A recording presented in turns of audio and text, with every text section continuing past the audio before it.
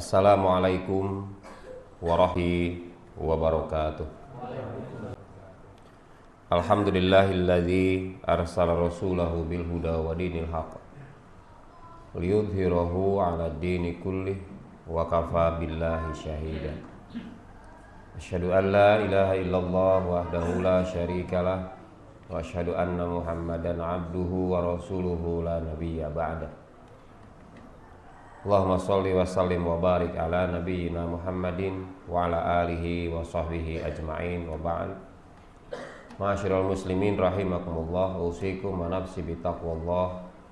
Faqad fazal muttaqun, ittaqullaha haqqa tuqatih wa la tamutunna illa wa antum muslimun.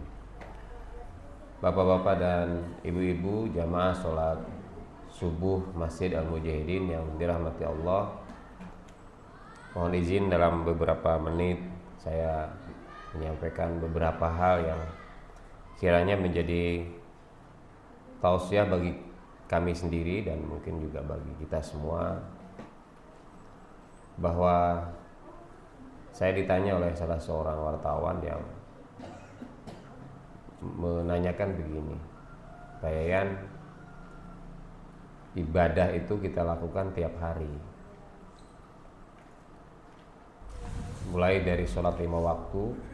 Sekarang bulan puasa kita lakukan selama 1 bulan penuh, dan diakhiri dengan zakat fitrah, bahkan zakat mal yang dipilih oleh umat Islam di bulan Ramadan ini.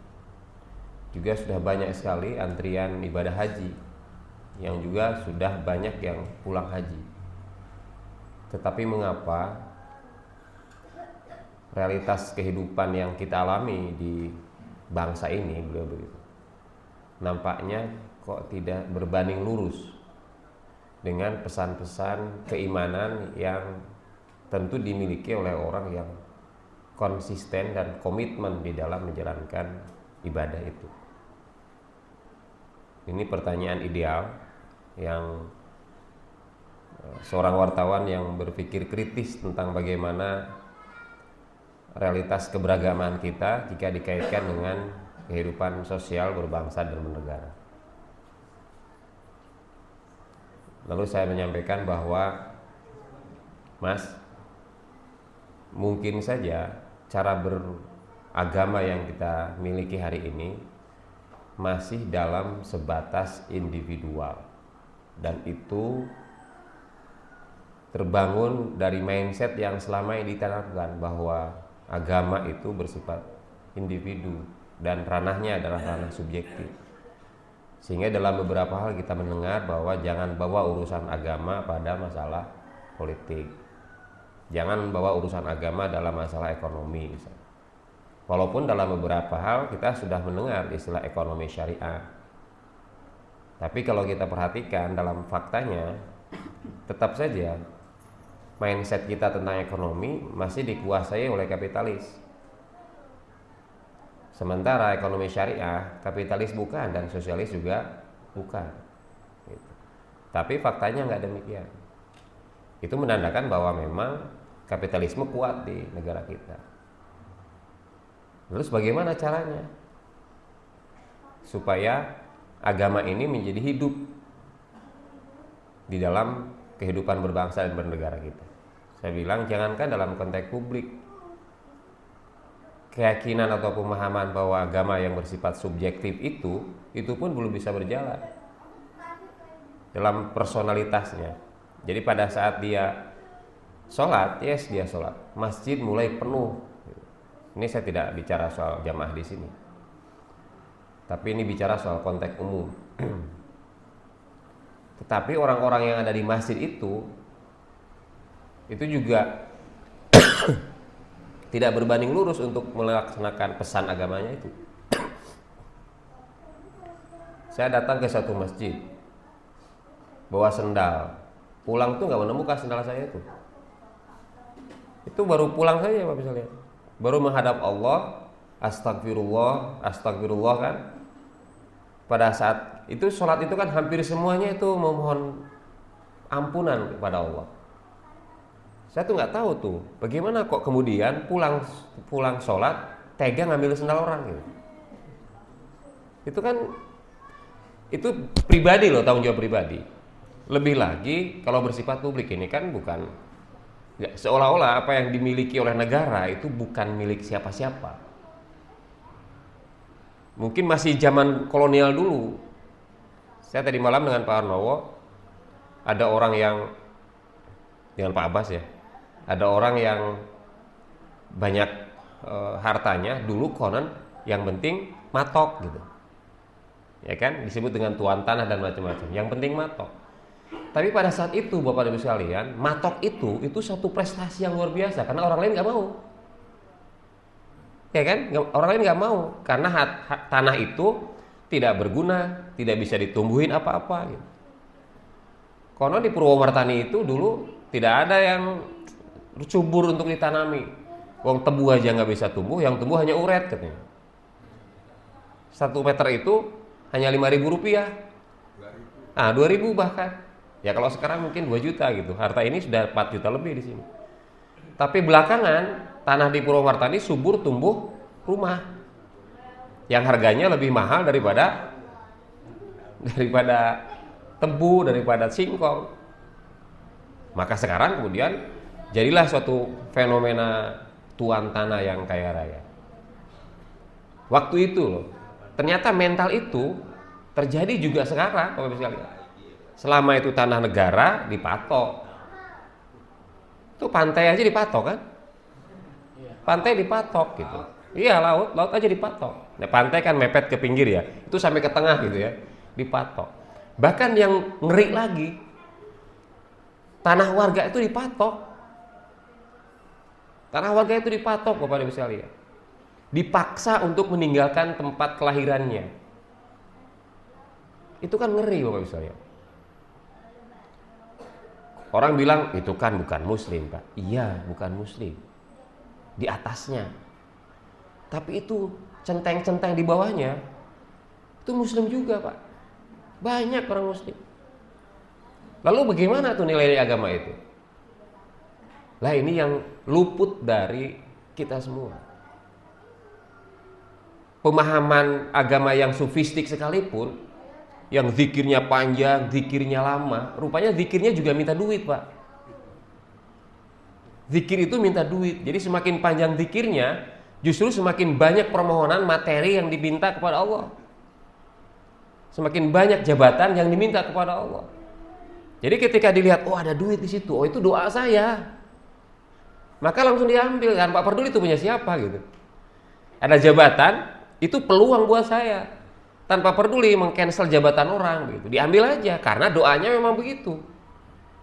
Semakin lama doanya di atas sajadah minta jabatan, minta harta, maka semakin besar saling sikut, korupsi dan sebagainya di negeri ini. Padahal itu ajarannya adalah ajaran sufistik dalam tanda petik yang mengajarkan banyak zikir kepada Allah Subhanahu wa taala. Nah ini problem kita Bapak Ibu sekalian. Padahal kalau kita merujuk kepada Al-Quran itu, betapa banyaknya ayat yang mengajarkan kepada kita bahwa ajaran agama itu tidak berhenti di level spiritualitas saja, tidak berhenti di level intelektualitas saja, harus sampai membumikan itu dalam kehidupan masyarakat kita. Dalam Al-Quran Allah menyampaikan, innallaha ya'murukum antu adul amana ila ahliha wa idza hakamtum bainan nas antahkumu bil adl. Itu jelas tuh, satu ayat saja itu sudah luar biasa. Kalau hari ini di bulan puasa kita akan dibimbing Allah untuk menjadi orang yang bertakwa, dan bertakwa itu, adil itu bagian dari ketakwaan. I'dilu huwa aqrabu littaqwa. Jadi di bulan puasa ini Bapak Ibu sekalian mengajarkan kita betul-betul menjadi pribadi muslim yang mutakin, yang fungsional. Kalau fungsional agama kita, wah ini negara yang mayoritas Islam, sumber dayanya kaya, waduh luar biasa. Coba Bapak Ibu bayangkan 1.000 triliun ya kan? Kurang lebih ya Pak, 1.000 triliun direkam gak apa-apa kan? Karena ini sudah viral ya kan? 1.000 triliun sejak tahun 2018 sampai sekarang. Katanya kan bilangnya satu periode itu hampir 200 triliun kali 5 kan berarti sudah 1.000 triliun. itu kalau dibagi dengan 287 penduduk kita, dapat berapa Pak? Banyak sekali, saya nggak bisa ngitungnya, nolnya terlalu banyak itu Pak. Mungkin kuliah itu nggak harus bayar Mas Idan. Nggak harus bayar. Karena per kepala itu akan mendapatkan uang puluhan juta, bahkan mungkin bisa ratusan juta. Nggak akan ada teriak-teriak, nggak akan ada efisiensi Pak. Nggak akan ada, karena uangnya melimpah. Itu baru satu proyek korupsinya. Belum lagi banyak sekali korupsi. Itu siapa tuh yang melakukan? Kalau kita melihat bahwa ini adalah mayoritas negeri muslim, lalu dari sekian korupsi, taruhlah misalnya 1.000 triliun itu diambillah yang sekiannya orang non beragama Islam, tetap saja Bapak Ibu sekalian, penyumbang terbesar koruptor itu adalah bangsa Indonesia yang beragama Islam juga. Ini otokritik buat kita. Tentu kita tidak bisa menjangkau ke ranah itu Bapak Ibu sekalian, karena terlalu tinggi. Mungkin kita bisa menjangkau di lingkungan kita yang lebih dekat.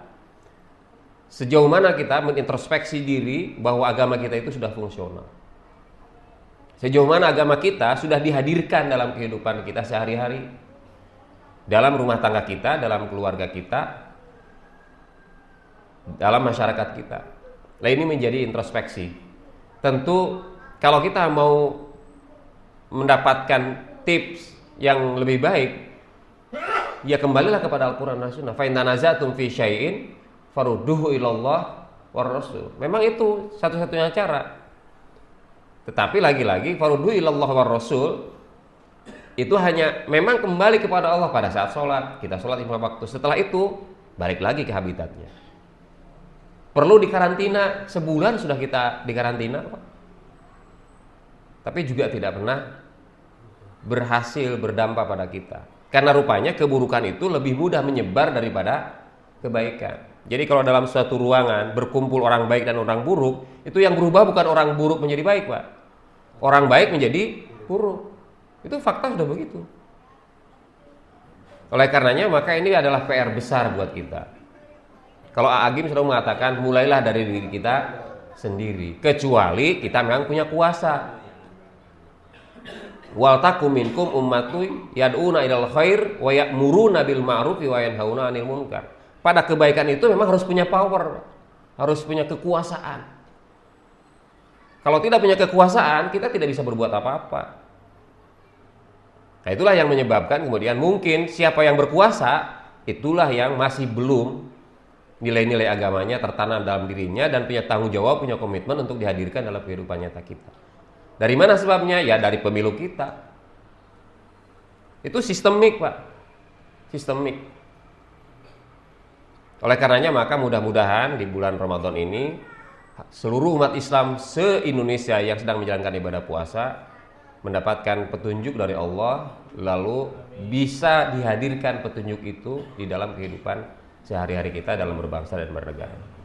Demikian yang dapat saya sampaikan, mudah-mudahan ada manfaatnya. Mohon maaf dari segala kekurangan. Nasrul minallah wa fathun qarib wa basyiril mu'minin. Wassalamualaikum warahmatullahi wabarakatuh.